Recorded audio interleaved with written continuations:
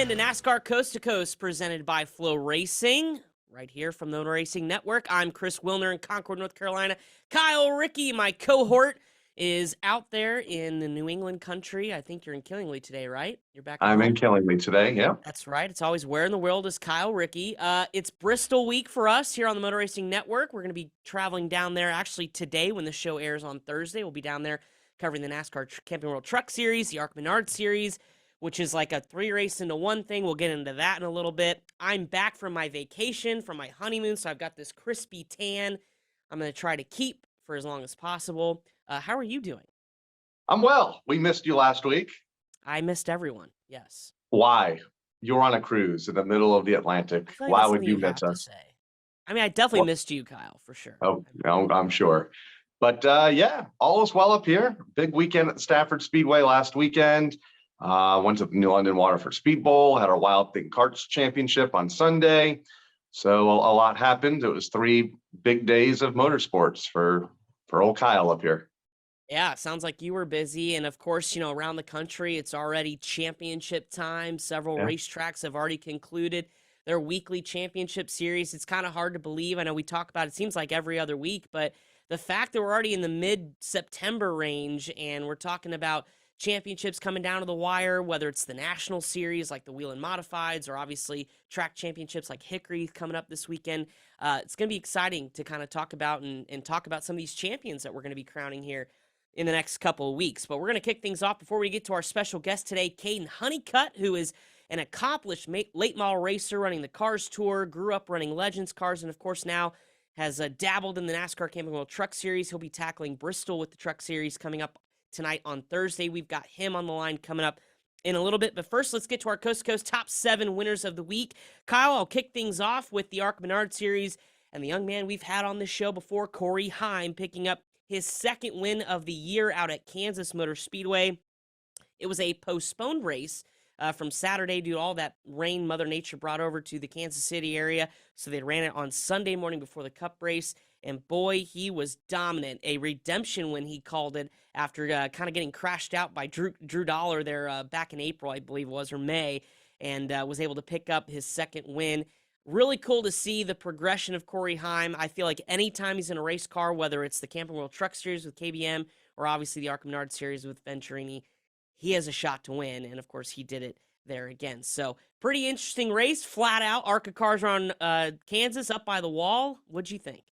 On Cup morning, it was kind of cool to see, knowing that there was a Cup race coming up a couple of hours later, something we usually don't see. Yeah, Corey was the dominant car the entire day. I was a little nervous for him when a caution came out with 4 laps to go. It was a green-white checker finish, and the rest of the field was bunched up on his back bumper for the final 3 miles of the event, but he was able to fend them off and claim the race win. Nick Sanchez, strong second-place run. He retains the points lead over Daniel Mhm. Dye, just about 12 points. 3 races to go. Should be certainly interesting to see how that plays out coming up next week. Kyle, who's your number 2 winner on our Coast to Coast top 7? I'm going to go with Tim DeVos. He was a winner at the limited late model level at the Berlin Raceway this past week, and it was a big one. Win number 103 for the driver that has been racing at the track since 1979. Ties him as the all-time win leader at the racetrack. It also earned him this year's track championship in the limited late model division at Berlin. So congratulations to Tim on ending the year pretty much the way it started and the way it went throughout much of the summer months. Tim DeVos, number 2 winner of the week. Our Coast to Coast top 7, number 3. I'm going to go with Johnny Clark winning the Pass Series late model event at Spud in Maine. Yeah, which is weird to me because I feel like Spud should be in Idaho for potatoes, but I Exactly. digress.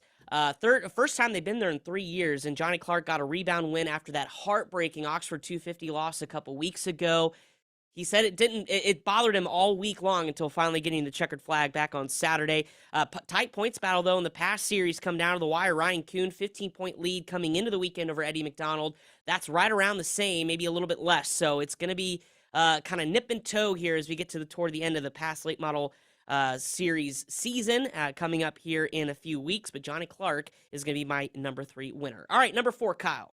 I got 2. So this is going to be a double for me. Double dip.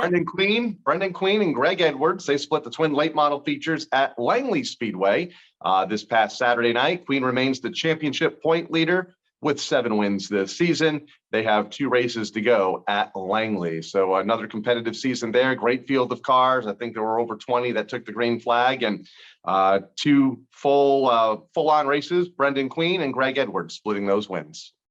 All right, for Coast to Coast Top 7, number 5, I'm also going to double dip. We're going to keep with the Cars Tour, starting with the late model stock series. How about Connor Jones? First career win, and he does it against some of the stiffest competition in America at Tri-County Speedway. 2 years of what he called adversity finally paid off for Connor Jones getting a win. 8 different driver, though, to win in the late model stock series, so tells you there's some parity there, but still points leader Carson Quapple running up front is the one to beat. He had a little post-race action with Zach Miracle taking him out in the cool-down lap after those two got together, so that was certainly interesting to see. And then on the pro late model side, Jake Garcia winning another one, but this time he ends the streak from William Sawalich by actually taking him out a little bit there. Again, I heard about replay that. showed, huh? I heard about that. Yeah, it was talked about very frequently on the social media channels, and Jake was certainly one to own up to it.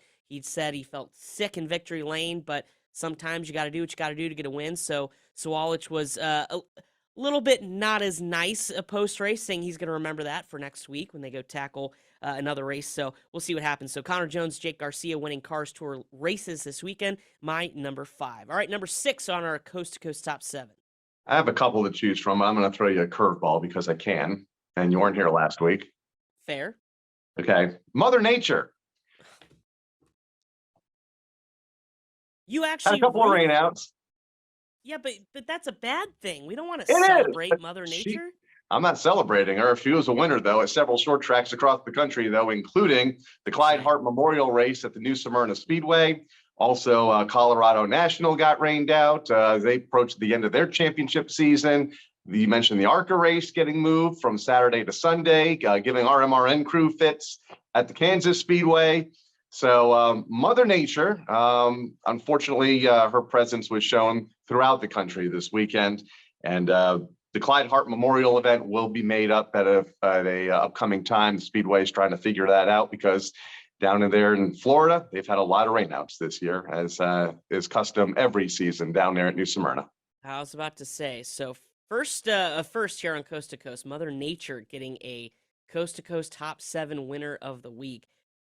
Interesting, but we'll take it. So that means we'll wrap up number 7. I'm going to stick with Carson Hocevar, who basically went from the lowest of lows to the highest of highs, going back home to Michigan at Birch Run, picking up his second win with the Jegs and CRA Triple Crown Series. Again, coming, 24 hours after missing out on the next round of the Camping World Truck Series playoffs after running out of fuel on the last lap, getting passed by John Hunter. So certainly was able to put that behind him, get a big win, and certainly, although it's not in the Camping World Truck Series, where he's been the bridesmaid, 4 times now this year, saying the win at Birch Run certainly picked up his spirits and gave it and dedicated it to his girlfriend Peyton as well. So really cool win for Carson to do it back at home. Second series win. By the way, I think he's got 6 series wins in that division. That ties Bubba Pollard for most all time. So pretty good company for Carson to be in. I was going to say, that's really good company. Yeah, especially when you talk about Bubba Pollard and the legend that Bubba Pollard is. So how about that? Coast to Coast Top 7. We even had Mother Nature in there. So I'm going to go say it was 6.5, but we'll leave it at that. Shout out to the week, Kyle. Let you go first. Who deserves an audible mention this week? Yeah, I'm going to stay home up here in Connecticut. Mike Christopher Jr. winning the race that is in honor of his late uncle, Ted Christopher, the TC13 at Stafford on Friday night. Was able to qualify into that event through the 40-lap feature. The top 13 finishers of that feature were able to participate. He got out front late. Great duel with David Aru in the closing laps, and it was Mike Christopher Jr. that was able to pick up the win, the 5th different winner in 5 years of that 13-lap race, $4,000 purse, and he was able to pick up $1,313 as the race winner. You're such a homer, Kyle. I love it.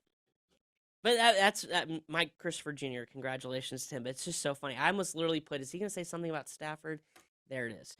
All right, my shout-outs I didn't want of to the week. disappoint you. I know. Thank you, because I had a week off, so it's good to be back.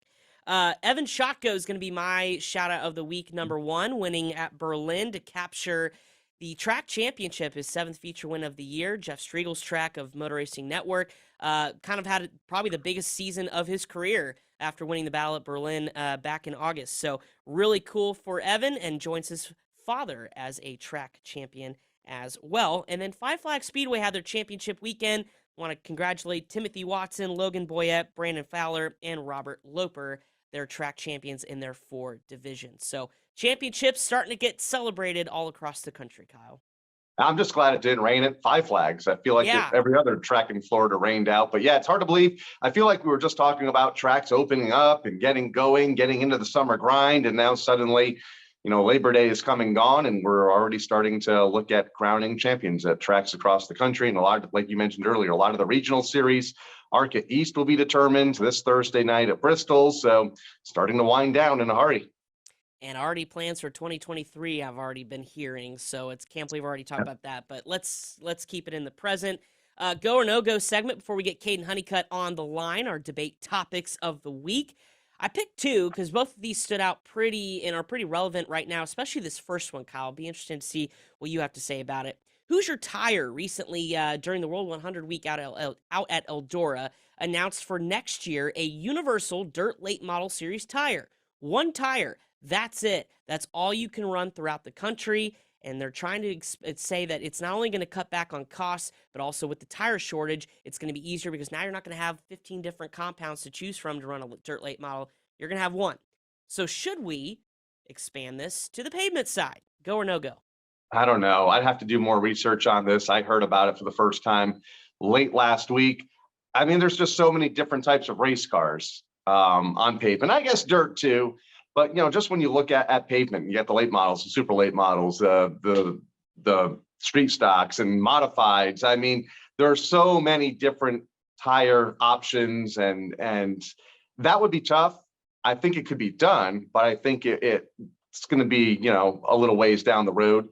I'm not sure how it's going to work on dirt, but if they can make it work, good for them, and if they can save the teams money in the process, even better. So were you go or no go on that? That's a good question. Right now I'm no go. Okay, so then I'm go, because as a former racer, tire bills absolutely ruined our financial, outlook for the season, because you don't realize how much those add up. And now, granted, most of my career was on dirt, so it was a little bit cheaper because we're not buying 16 sets of tires for a race weekend. We're buying 1 or 2. But at the same time, I understand where they're coming from, but I think the only way it's going to work is if you, instead of saying, hey, this is going to be the only pavement tire for everyone, you're going to do it by series. So if you're a late model stock driver, this is going to be your compound that you run no matter where you run. But if you're running a late model stock, this is where you're running. If you're running a super modified, here you go. You're running a super late model, here you go. So there will be more than one tire, right, but keep it to the series. I don't see why this couldn't work. And of course, this really helps those under budgeted teams from saying, well, I got to have this compound for this track, this compound for this track, make it universal. And it may add some challenges to others as well. So I'm go for it. Way to go, Hoosier Tire, trying to do something, because tire shortages we've been talking about now for well over a year. Yep, a year and and I a don't half. see it going away anytime soon. So we'll stick it with that. So we finally disagreed on something after a couple weeks. Now we'll see what happens with the news that came out last week while I was suntanning on top of Symphony of the Seas. The NASCAR playoffs next year going to be, or not playoffs, the All-Star race is going to be at North Wilkesboro just after the big racetrack revival series. Is it a good idea, Kyle, next year? So pretty quickly, next summer, All-Star race, NASCAR Cup Series, North Wilkesboro. Go or no go? No, it's a horrible idea. No, I'm just kidding. After what I saw at the late model race and the modified race, it's a fantastic idea. It's NASCAR's 75th anniversary season next year. What better way to celebrate that than at one of your charter racetracks? North Wilkesboro Speedway was a part of the very first season and every season up until 1996. So after some time away, about 27 years, It'll be really cool to see the Cup cars back on North Wilkesboro on the pavement that they last ran on in 1996. I'm all for it. It was an amazing late model event there a couple of weeks ago. The stands in turn one were jammed. The front stretch was jammed. I expect much of the same and more, obviously, when we get back there next year with the Cup cars. See, I was a go because I love the idea, and I, like you said, 75th anniversary. What better place to do it? But then I read all the, I guess, publications now coming out on news outlets and things about North Wilkesboro Speedway just cannot get the improvements they want to get done in time. It can't be done, and by that I mean the egress out of the racetrack and obviously getting into the racetrack. A lot of those fans that went out there for the Cars Tour race or modified races, there's one way in and one way out, and you're going through residential neighborhood. And I can't imagine having the Cup Series All-Star race at North Wilkesboro. There's going to be triple the amount of fans trying to get in, trying to get some sort of spot, and it's going to create an absolute nightmare. So unfortunately, the state's already said, we don't have the time. They got to go through so many budget meetings and approvals to get those projects greenlit, and there's just not enough time for a May, June, All-Star race. So it's I'm the same no-go. egress. It's the same egress that they had in 1996. Right, but And the same amount of seats. true, but I just think Okay. nowadays there's maybe a little bit more interest than where it was back when it was on the schedule year in and year out. And it's the aura about North Wilkesboro now that I think is going to draw more people. So I'm just saying, from a logistical standpoint, no go to 2023, but go to 2024. Give them time to make those improvements, not necessarily on the racetrack. Leave it as is. I love it. But the traffic patterns, the parking, let's make sure those are ready to go for a Cup Series race. Oh, That's the all I'm saying. spoiled generation of every minute matters. It does. For some, they got TikToks they want to read. They got tweets they want to send. They can't be stuck in traffic. Oh, no. Okay. All right. Well, that was a good. Those were good topics. I like those this week. All right, poor Kaden Honeycutt. He's just itching and burning to get on the show. So why don't we get to him coming up after this short break here on NASCAR Coast to Coast, presented by FloRacing.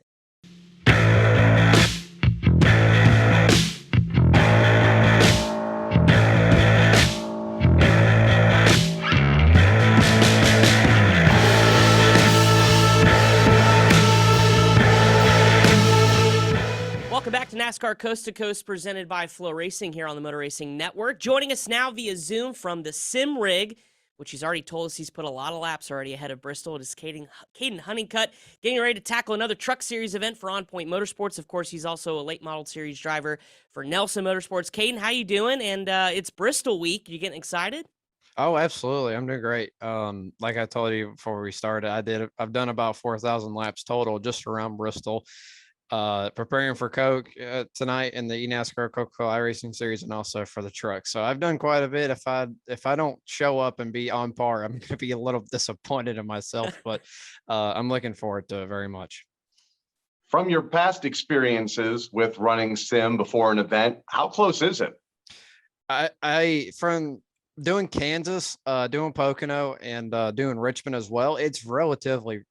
iRacing did an amazing job with the truck itself and the dynamic racetrack they gave us. I felt like that as soon as I got to the racetrack, I felt like I knew what I was doing, and that gave me a lot of confidence going onto the track and going there itself. So yeah, iRacing did a great job. It's pretty close on par, probably a little bit on lap time, but that's still okay. It still gives you the concept of how stuff works and how the racetrack is characteristics. So it's very close. I think I've shown up to every place and been somewhat competitive. We've had some drivers on here that use iRacing, or, whether they're simulators for like Chevrolet or Toyota. And what are some of the things you work on? I mean, obviously, as somebody who's a recreational sim racer, I just go on and have fun and kind of mess around, and I'm not really paying a whole lot of attention to what, specifics on a lap I'm doing or shifting or things like that. So what do you work on when you're actually using it as a preparation tool for the real life? Well, I pretty much use it just to get the idea of the racetrack and really know what's hard to push and what not hard to push on.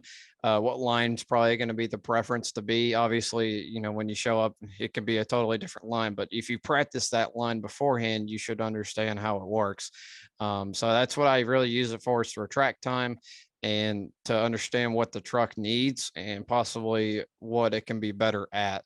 And iRacing has really helped me with that, just logging laps and just memorizing the racetrack. That's a huge part of why I use it, is memorization before I show up. And that tool has carried me from probably starting at practice of 35th to 30th to being 20 to 15th, where we should be running at when we show up. So I feel like for Bristol, I've put a lot of laps on the years in the sim.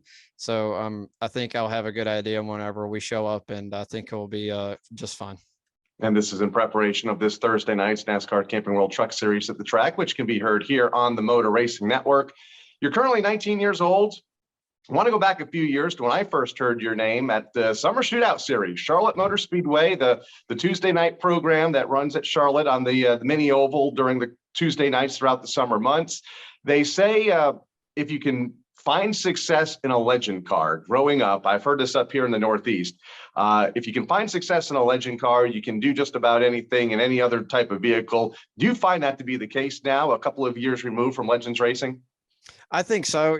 I've raced Legends when I was 12 years old. I've raced out in Vegas. Vegas was my home racetrack.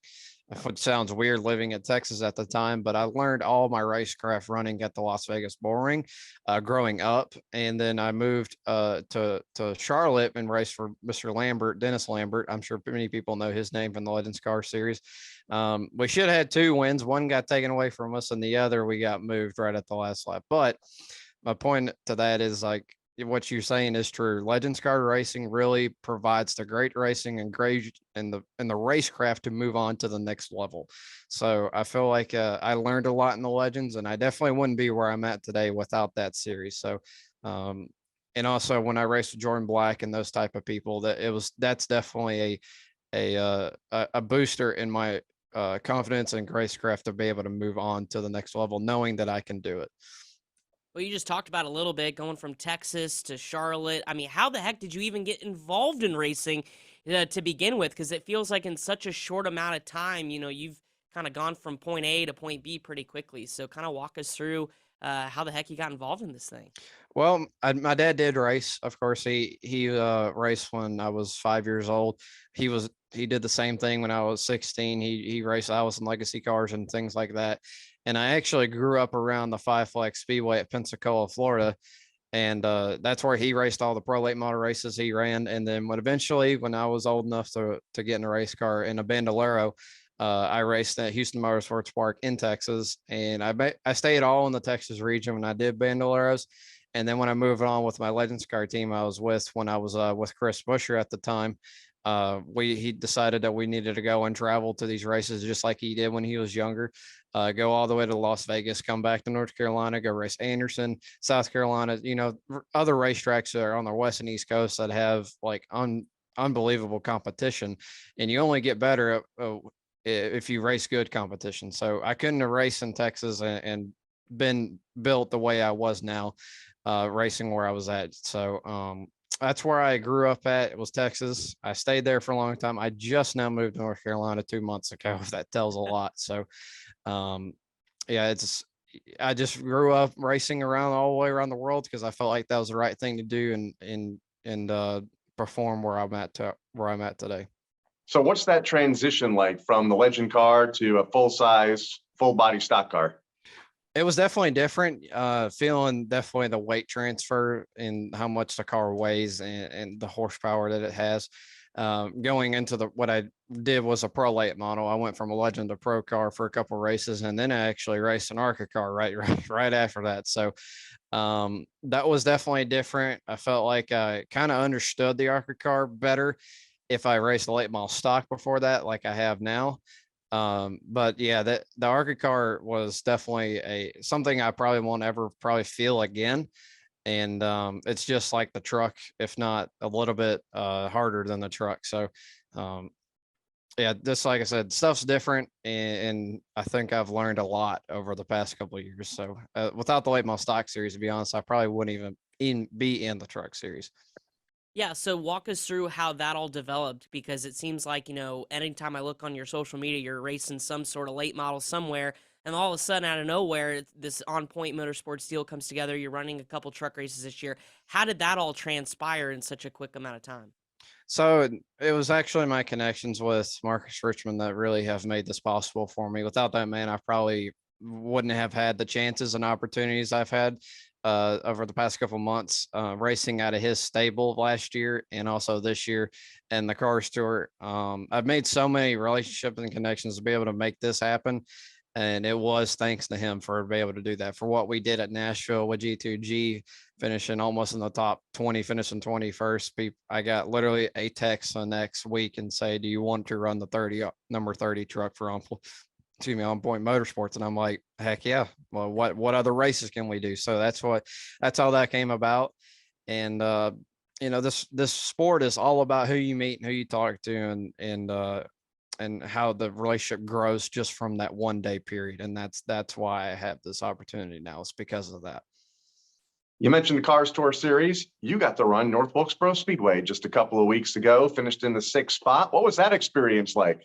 Well, the atmosphere and everything that was made was absolutely perfect. I don't think anybody could have done a better job than what they did. Just looking out in the stands, like your late model race, you don't have that type of fan base. It's probably maybe half the crowd that was there on a good night, and then just be able to look out and be like, wow, this was very well put together and well done.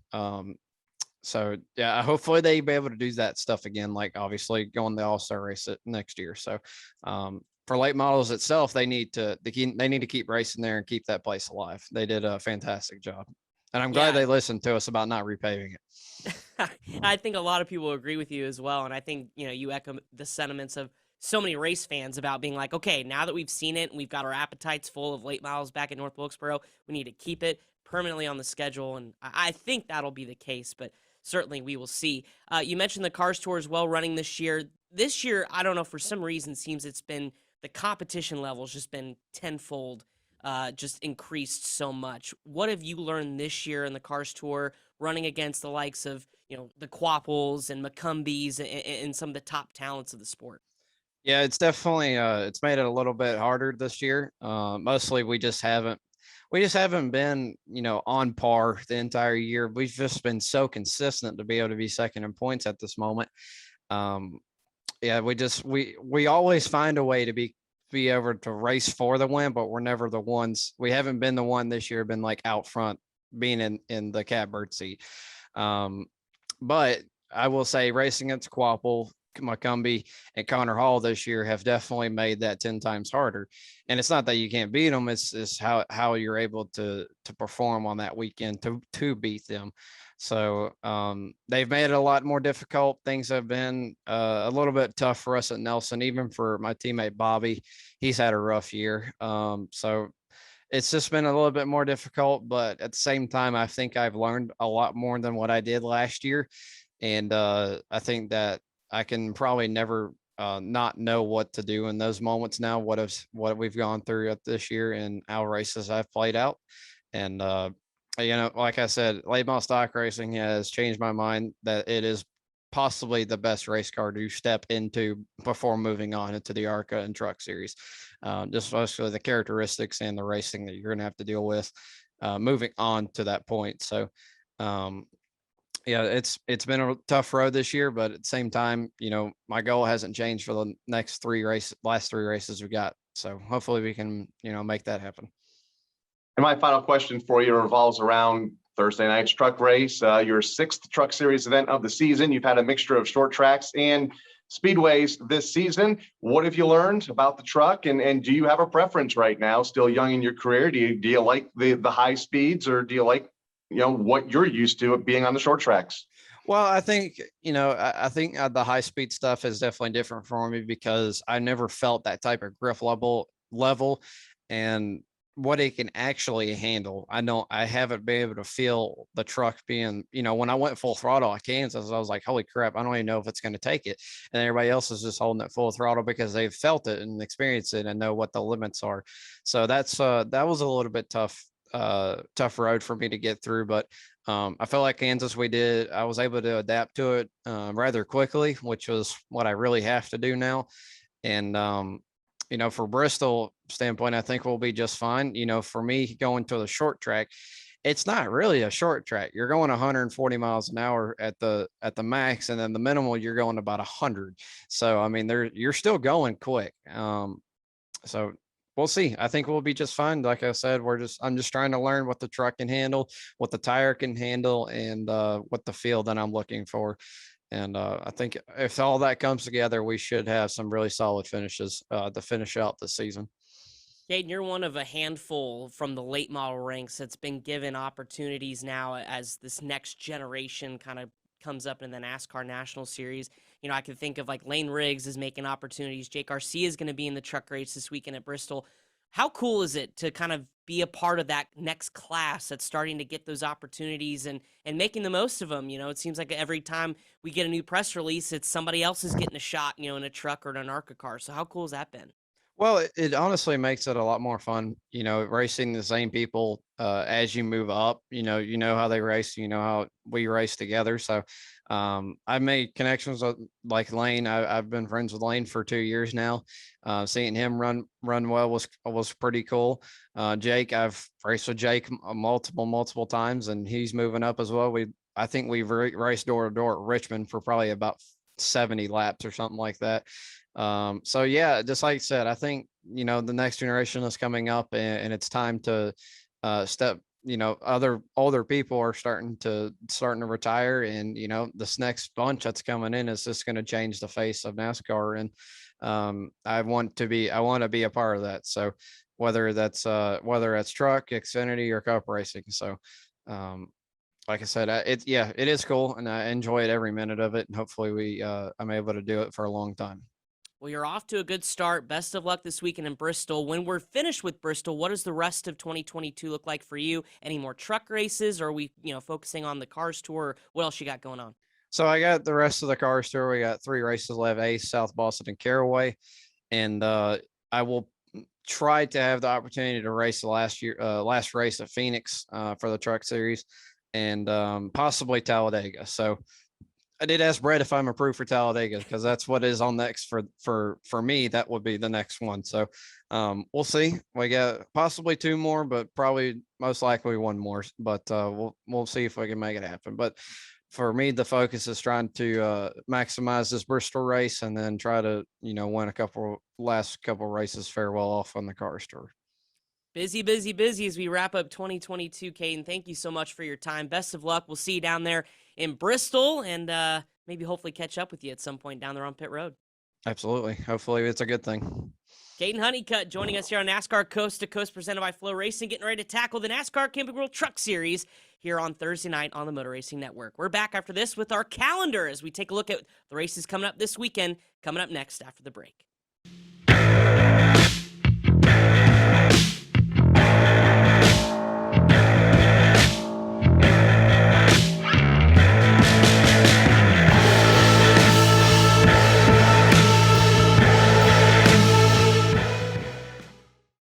Welcome back to NASCAR Coast to Coast, presented by FloRacing. Always a pleasure to catch up with Kaden Honeycutt, wishing him the best of luck. Kyle out there at Bristol. Again, he kind of talked about it. This new generation starting to step in. Kaden, one of those drivers. We mentioned Lane Riggs, who got that top 10 at IRP in his first debut. Kaden, a little bit slower progression, but I think it's going to be a matter of time that we're going to start talking about these guys regularly in the Camping World Truck Series or beyond. And like he said, there's a lot of drivers either retiring or looking at retirement. So those seats have to be filled by somebody. And no doubt he is in that list that you mentioned to him of drivers that could easily fill those seats. And, the On Point Motorsports team is a strong team in the Camping World Truck Series. And I expect him to be strong this Thursday night at Bristol Motor Speedway. And, that team continues to grow as well. Fairly new, have undergone a lot of changes in recent years, including a driver. So we'll see what that 30 truck can do when it gets on the racetrack. And you could cheer for Kaden on the Motor Racing Network right here on your local affiliate, or of course, SiriusXM NASCAR Radio Channel 90 at 8:30. We go live. All right, Kyle, a couple news bulletins that came out this week. How about Timothy Peters getting back in the seat coming up at the Valley Star Credit Union 300 at Martinsville, the big season finale?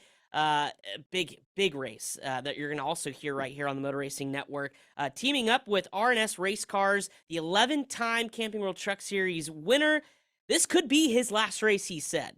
Trying to go out in a good opportunity on the late model level, short track racing, just as what kind of in his wheelhouse. What do you think of old Timothy getting back behind the wheel? He's one of my favorite people in the sport. I've known Timothy now for 15 years. I know that Martinsville race means so much to him. He has been so close. I don't think he's won it. He's been so close to winning it. Yeah. Several times. He was leading coming off of turn 4 6 years ago now. I remember I was sitting in the Charlotte Motor Speedway Media Center watching it. Several of us were. And they all tangled off of turn number 4. He hit the wall a ton and lost the event. But I love Timothy Peters. It'll be good to see him at the racetrack in just over a week's time. I hope it's not his last one, though.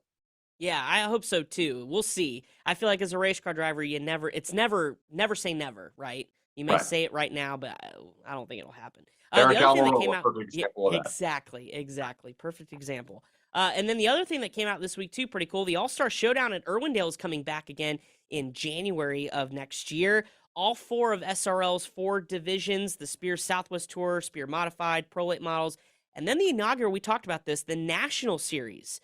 The first national late model series is going to kick off at Irwindale in January 21st.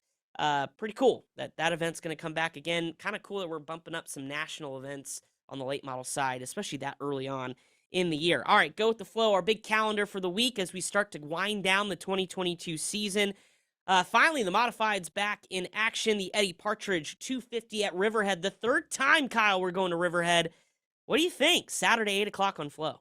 Yeah, I like Justin Bonsignor. We had him on the show last week, and he's excited to get back to Riverhead as well as he climbs back into this championship battle that he has been, for the most part, this season out of. Kyle Soper has done well there this year. Doug Kobe obviously will be a factor. So down to it, 3 events to go this season. They'll run at Thompson in a couple weeks' time, and then wrap up their season, which is a kind of new for them at Martinsville Speedway. Usually Thompson's the season closer, but Martinsville Speedway going to get the championship event. I like Justin Bonsignor. He has momentum on his side right now, and he's going to a racetrack that he has known for years and knows very well. Remember, after the first race of the season, he was 32nd in points. He was. And now he's 17 points behind your points leader, John McKennedy. Ron Silk, though, only 10 points behind. So they're all right there. Be interesting to see what happens, how that point battle gets closer Saturday night. Again, 8 o'clock on FloRacing. ARC Menard Series, we just talked about him a little bit. Doubleheader with the NASCAR Camping World Truck Series coming up tonight on Thursday when the show airs, 6:30 p.m. on the Motor Racing Network. Kyle, we kind of talked about it too. It's like 3 races in one. Can you explain that for us? It's an ARCA Menard Series race, the National Series event with Nick Sanchez looking to extend his point lead. He leads by 12 over Daniel Dye, so that's one.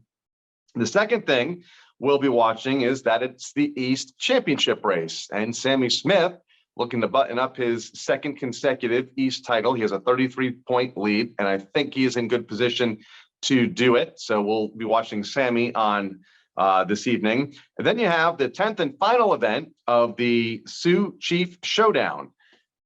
So that's a special 10-event series where if drivers want to run for a championship but aren't old enough, that's a problem in this sport right now with so many young drivers coming in, a lot of 16 and 17-year-olds out there getting behind the wheel of these race cars, but they can't run places like Daytona and Talladega, some of the bigger tracks, because those are 18 plus. It allows them to have a shot at running for a championship at tracks that are 1 mile or less, or some of the road courses that are mixed into these schedules as well. So that'll be the final event. So there's 3 championship battles going on, and 2 of those will be decided on Thursday night in one single race. Yeah, how about that? So a lot to pay attention to. Again, you can catch the coverage 6:30 p.m. on MRN. Immediately following is going to be the NASCAR Camping World Truck Race from Bristol. Kyle, I also have on my calendar the Smart Modified Tour back in action, Dominion Raceway. That's Saturday, 5 o'clock on Flow. And then we mentioned it a couple weeks ago. We had Landon Huffman championship night at Hickory on FloRacing on Saturday night. What do you think? I think he's got a big enough point lead, but of course, anything can happen when it's double points on the championship finale. Yeah, it's over 100 points over Annabeth Barnes Crum going into double point night, rather, trying to pick up his first track championship. Be interesting to see how this whole playoff scenario unfolds as well in its final event. The final 5 races, they did a point reset based on drivers that have competed in what was it, like 75% of the races at Hickory.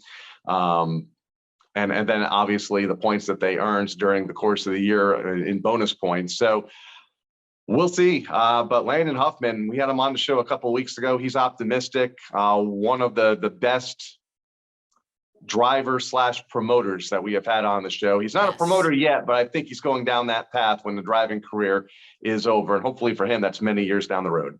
Yeah, absolutely. And I would think that if a track promoter or owner or somebody locally that watched our show saw that interview, definitely gave him a call and said, let's talk, because he had some ideas and some points of view that certainly were healthy for the future of short track racing.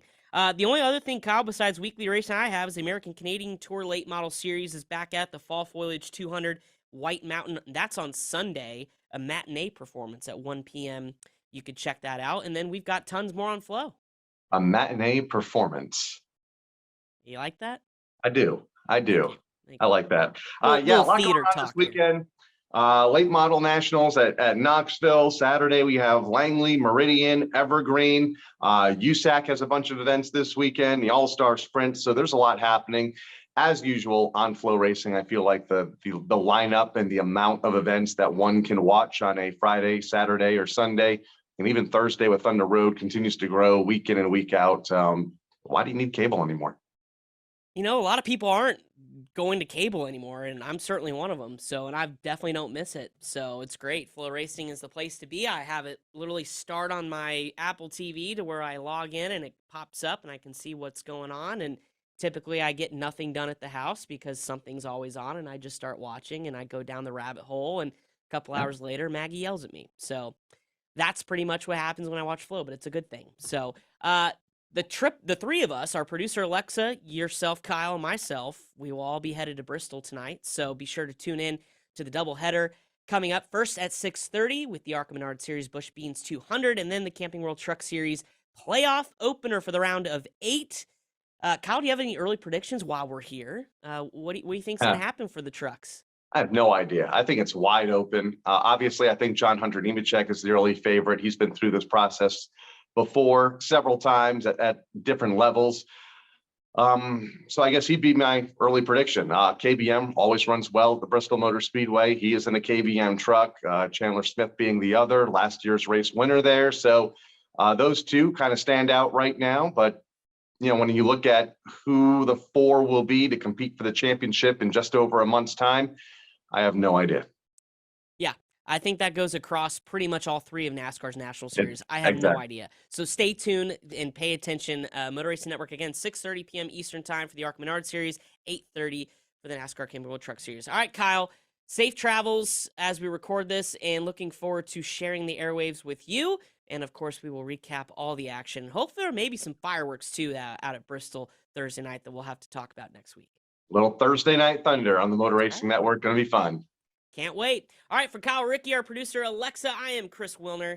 We will see you next time on NASCAR Coast to Coast presented by FloRacing. Enjoy the weekend chock full of action. Of course, we'll recap it all next week.